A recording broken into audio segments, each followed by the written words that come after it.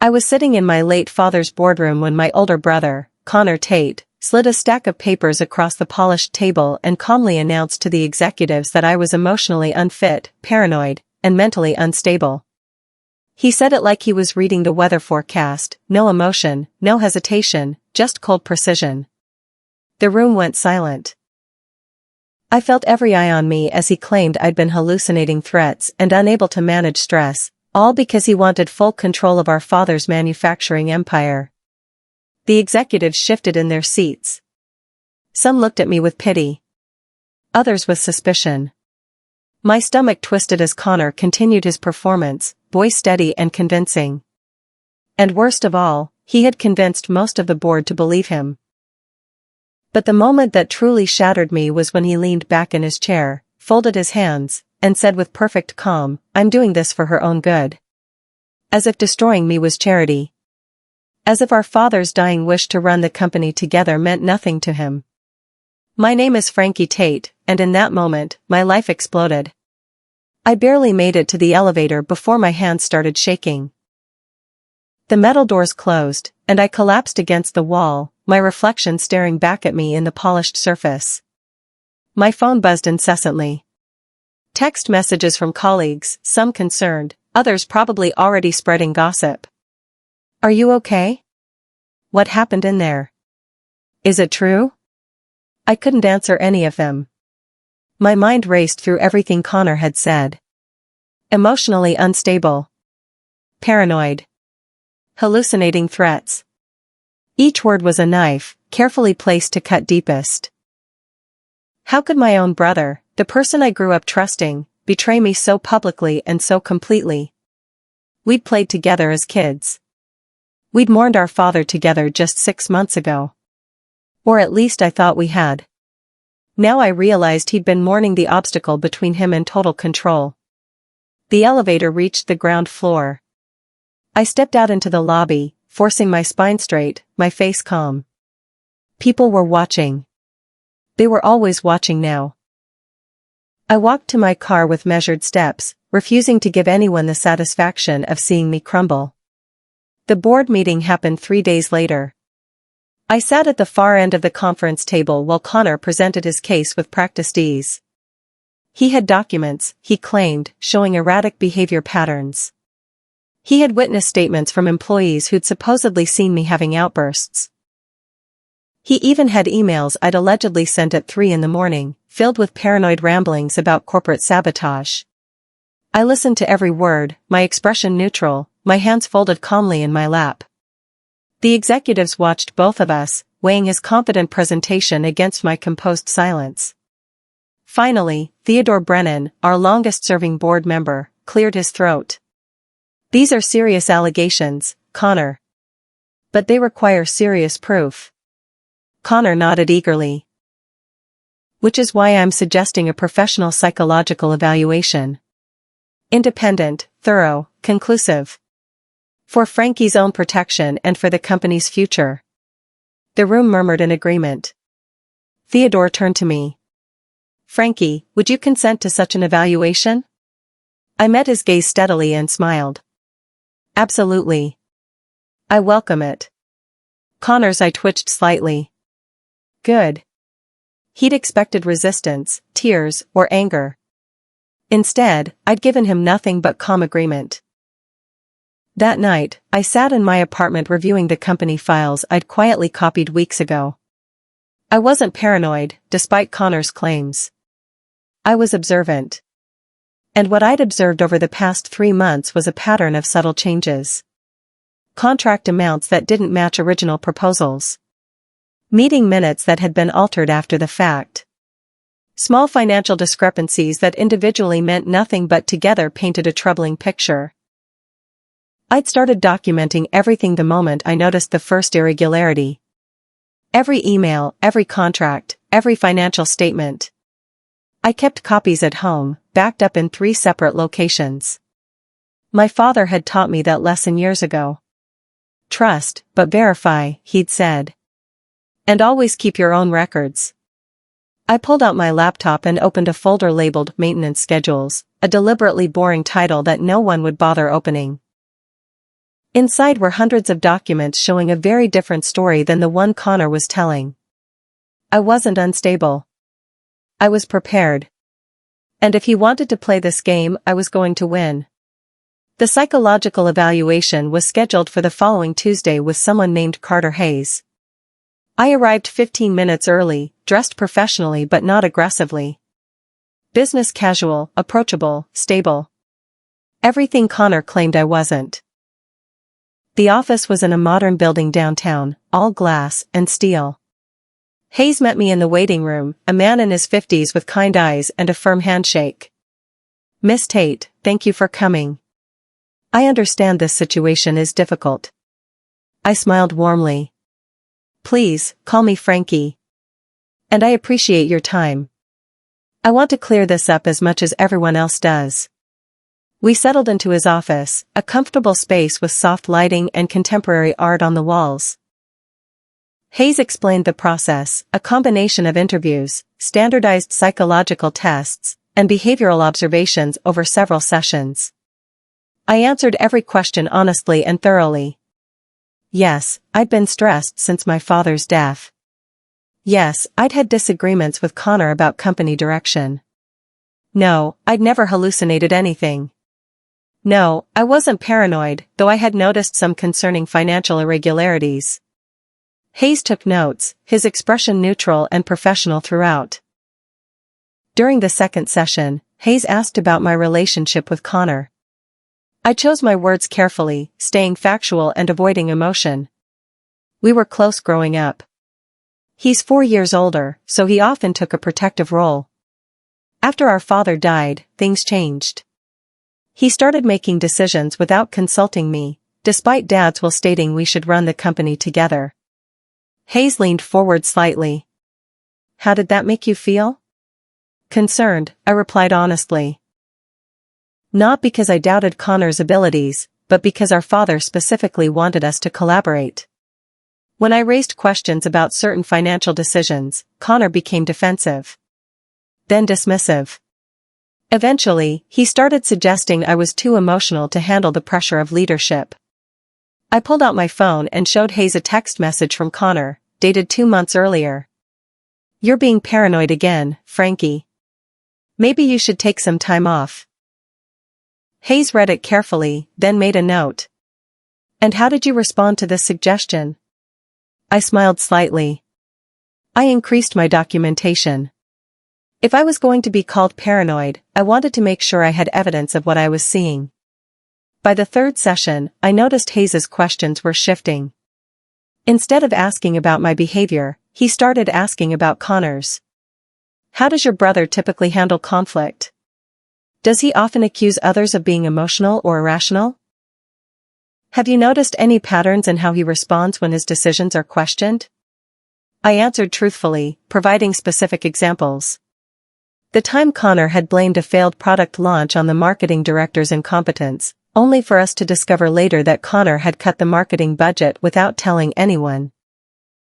The instance when he'd accused our chief financial officer of being too conservative for questioning a risky investment that later lost the company $200,000. The pattern was becoming clear even to me as I spoke. Connor didn't accept criticism. He deflected it by attacking the credibility of whoever questioned him. Hayes took extensive notes. "And when you pointed out these patterns, how did Connor respond?"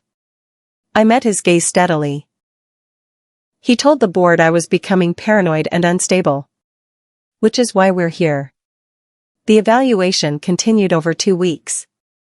Hayes was thorough, conducting cognitive tests, personality assessments, and even interviewing several company employees. I later learned he'd spoken with Connor too, though I wasn't present for those sessions. I maintained my routine at the company, attending meetings and reviewing reports, while Connor watched me with barely concealed satisfaction.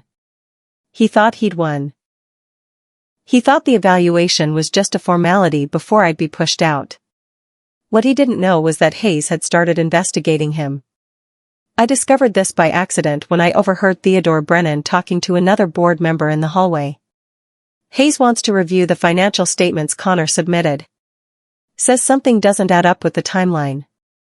My heart rate quickened, but I kept walking, giving no indication I'd heard anything.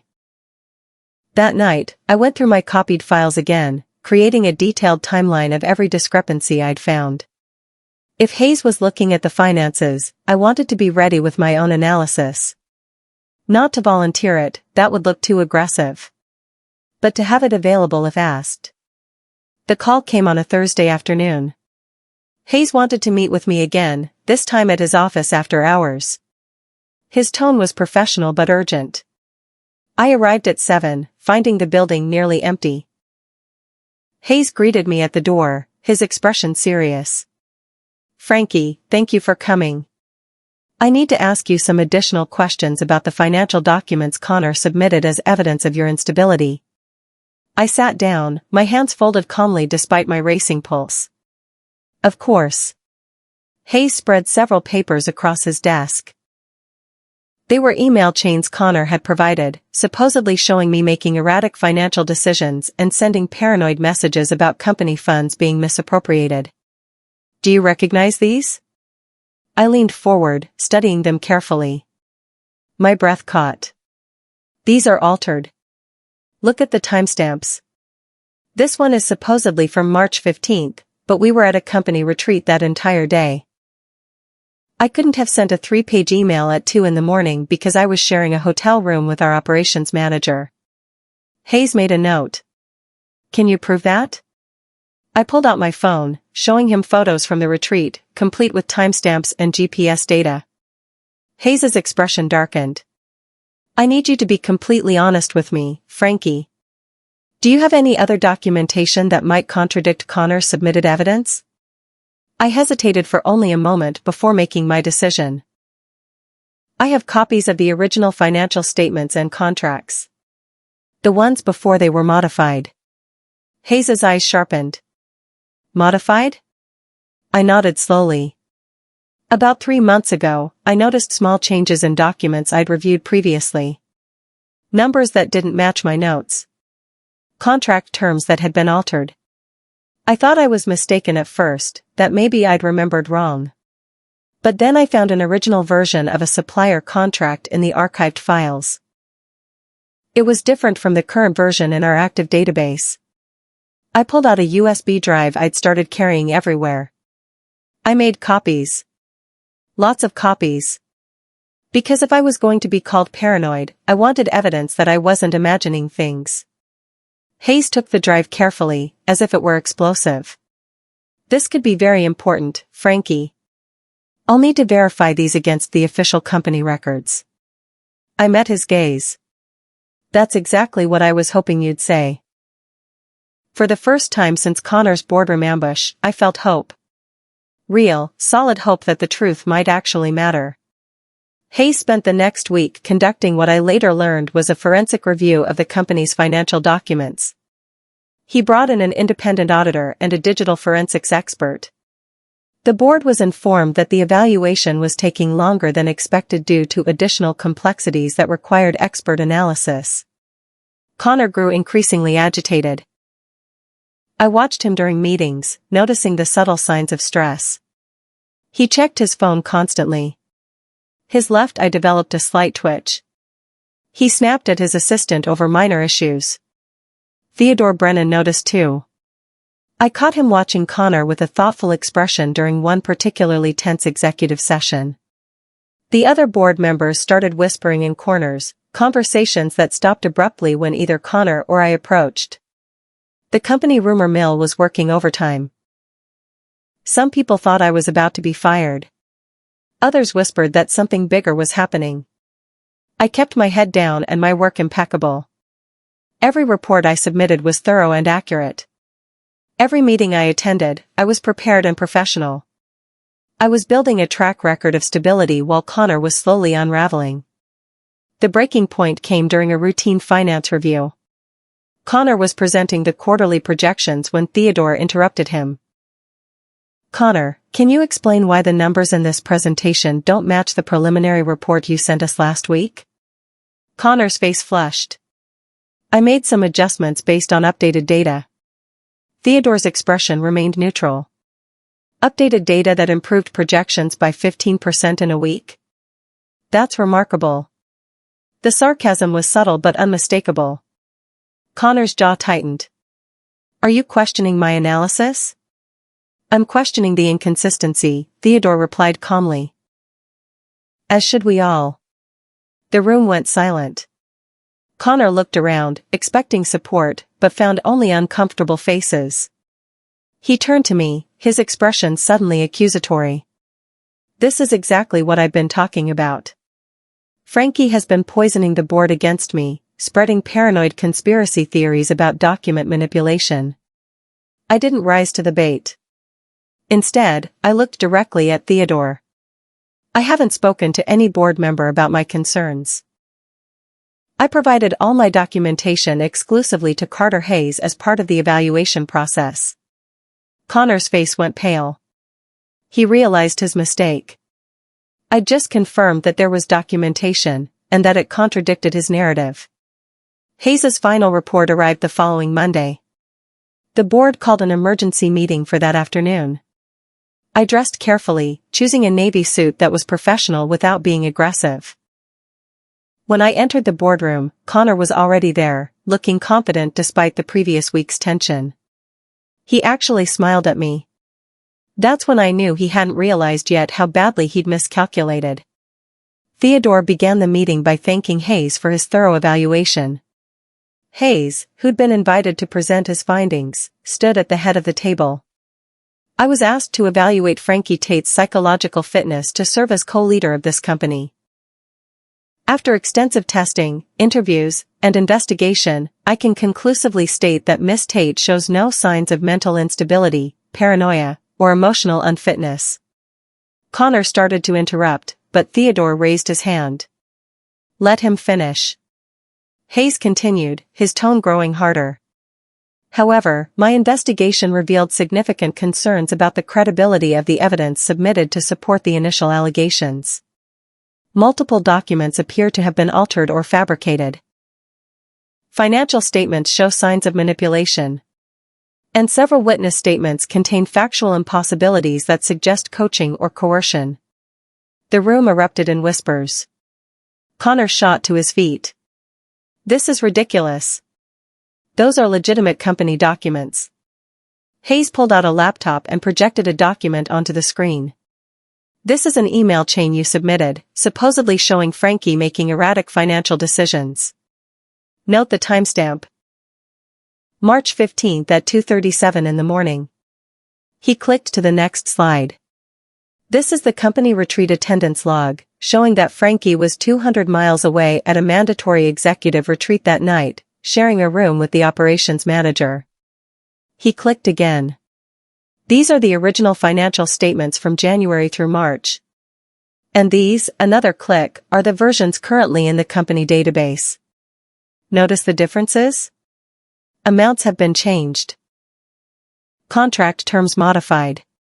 All changes occurred in the 3 weeks before Connor initiated the mental fitness allegations. Connor's face went from pale to crimson. You have no right to investigate me. You were supposed to evaluate her. Theodore's voice cut through the room like ice. He had every right. You made this a company issue by bringing it to the board. That opened all company records to scrutiny. Hayes wasn't done. I also interviewed the employees who supposedly witnessed Frankie's unstable behavior. 2 of them recanted their statements when pressed, admitting they'd been told what to say. 3 others couldn't provide specific dates or details when questioned. The meeting devolved into chaos. Connor tried to defend himself, his voice rising with each attempt. This is a conspiracy. Frankie has been undermining me since Dad died. She can't handle that he wanted me to lead. I finally spoke, my voice calm and clear. Dad's will specifically states that we should run the company together, with equal authority and mutual respect. I have the original document if anyone wants to verify. Connor spun toward me. You can't handle the pressure.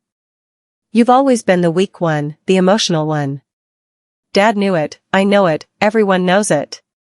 The outburst was spectacular. His face was red, veins visible in his neck, hands shaking with rage. The contrast between his loss of control and my calm demeanor was stark. Several board members physically leaned back in their chairs, away from him. Theodore stood up. "Connor, I think you should leave while the board discusses this matter privately." Connor looked around the table, finally recognizing that he'd lost the room. "You're making a mistake. All of you. This company will fail without my leadership." He stormed out, slamming the door hard enough to rattle the frame. The silence after Connor left was deafening. Theodore looked around the table, his expression grim. "I move that we commission a full forensic audit of all company financial records for the past 6 months, with particular attention to any documents that Connor Tate had exclusive access to." The motion passed unanimously. Hayes gathered his materials.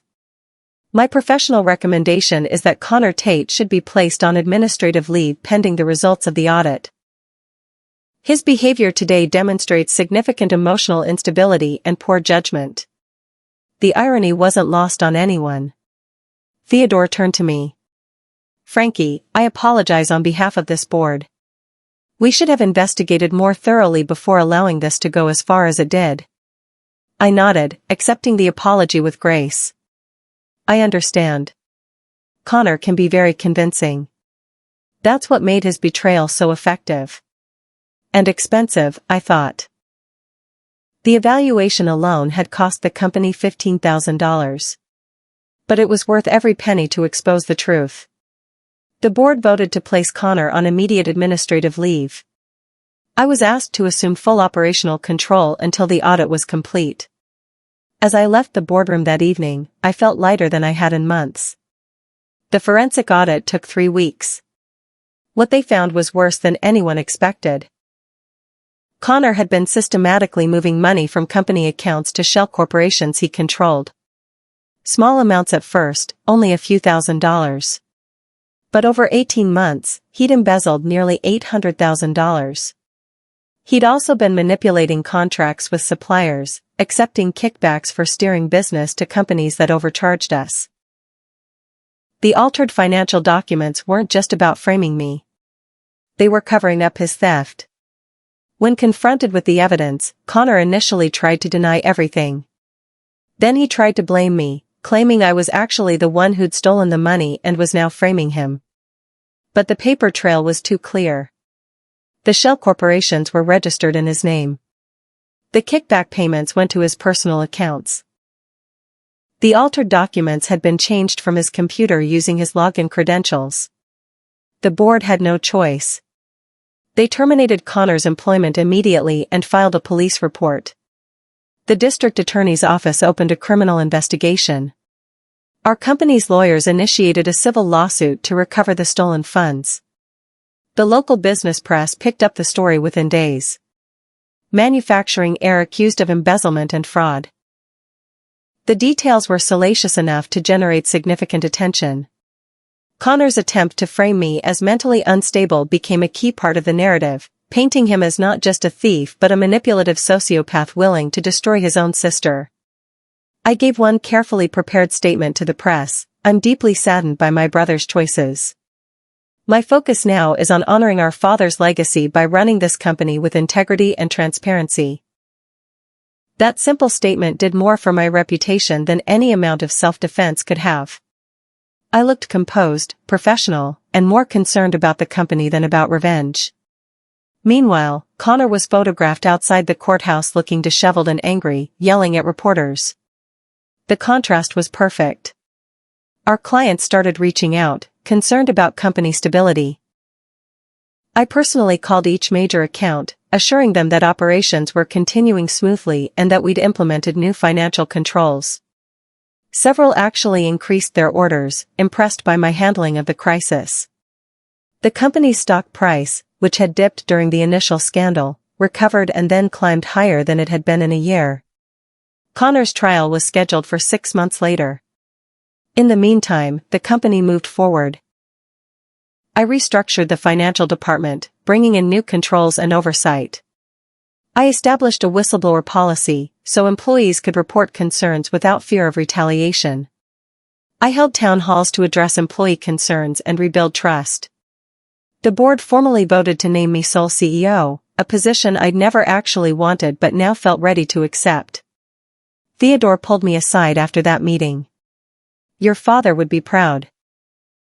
Not just because you survived Connor's attack, but because of how you handled it. With intelligence and grace." I thanked him, though privately I knew Dad would have been heartbroken about Connor. Despite everything, Connor was still his son. Still my brother, even if that relationship was irrevocably broken.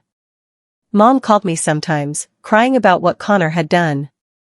She'd known he was ambitious, but she'd never imagined he was capable of such betrayal. I comforted her as best I could, though I kept my distance from the criminal case. That wasn't my fight anymore. The justice system would handle Connor now. The trial lasted 2 weeks. The evidence was overwhelming. The prosecution presented the forensic audit, the altered documents, the shell corporations, the kickback payments. They showed the timeline of how Connor had systematically stolen from the company while simultaneously planning to push me out. Hayes testified about the fabricated psychological evaluation evidence.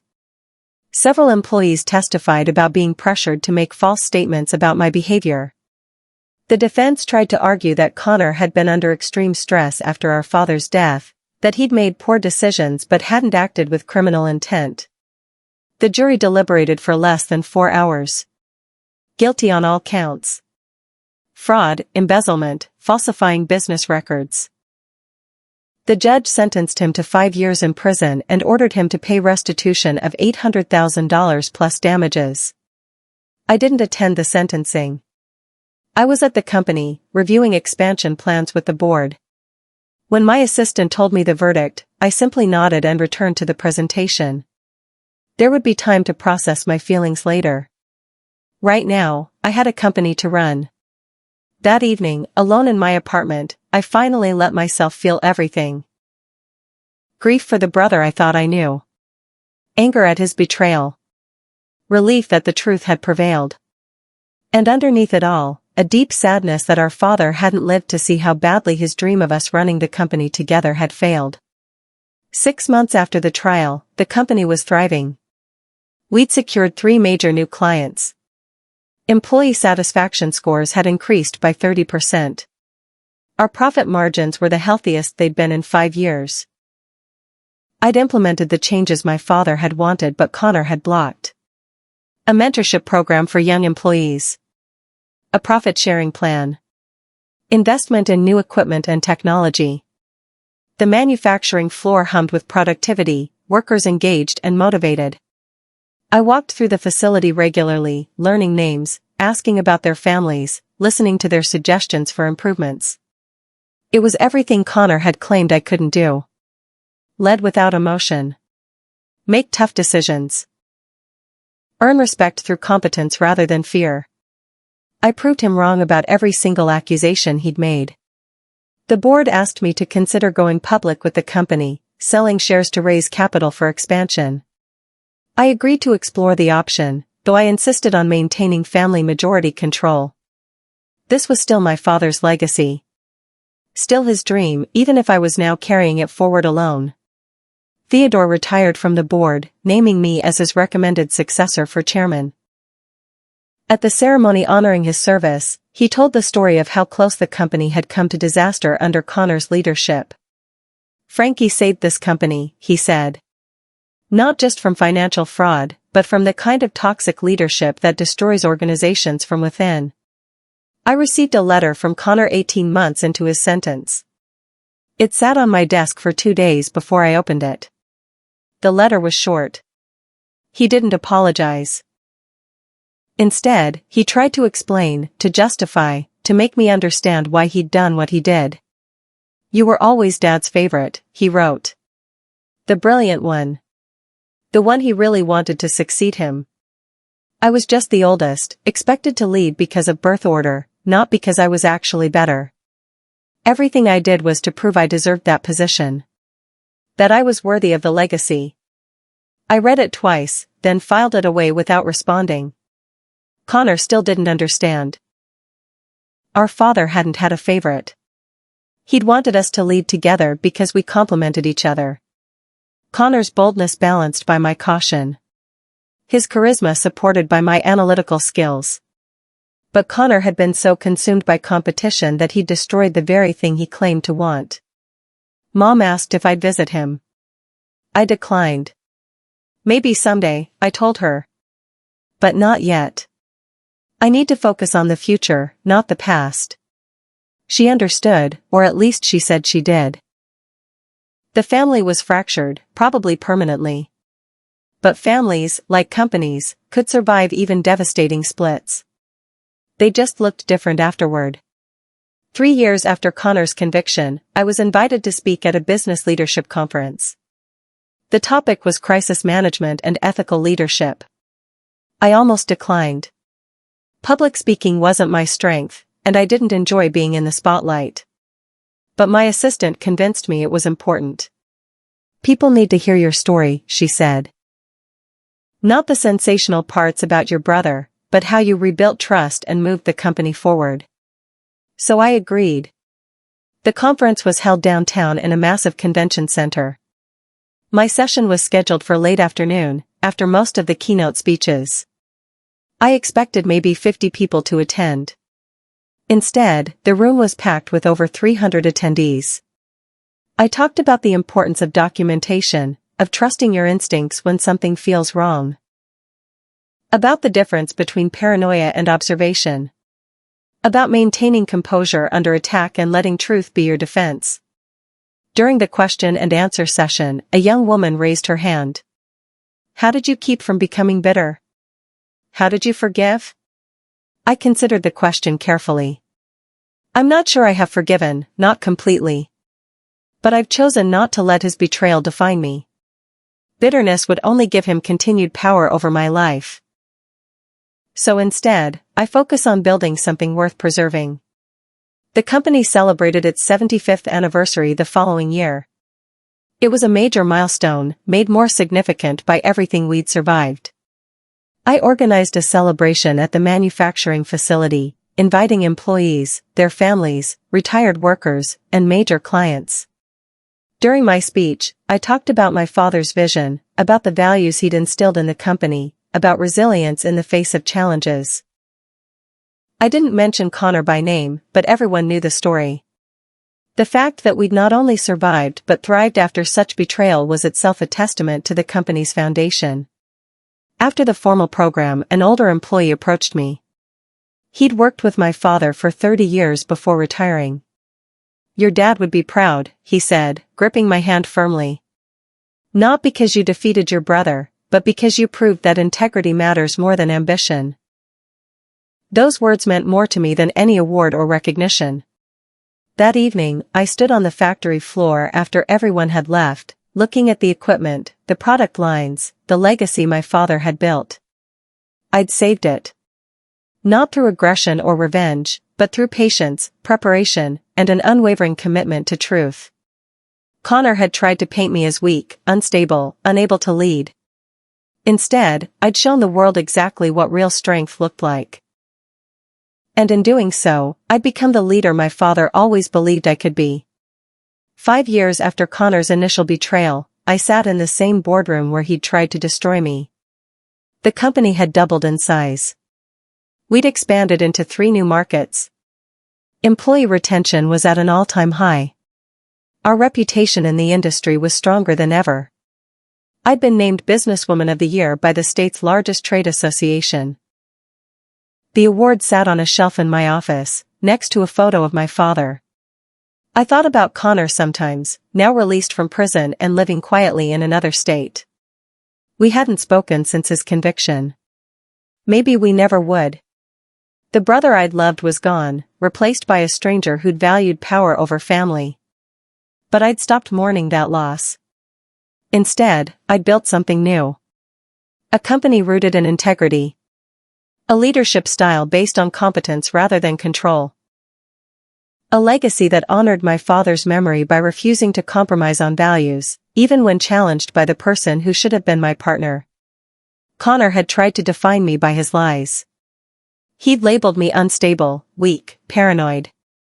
In the end, I'd redefined myself through my actions. I'd proven that intelligence, patience, and moral clarity were more powerful than manipulation. And I'd learned the most important lesson of all. The person who tries to destroy you often destroys themselves in the process. You just have to be strong enough to survive until the truth wins. And I was. I am. I always will be.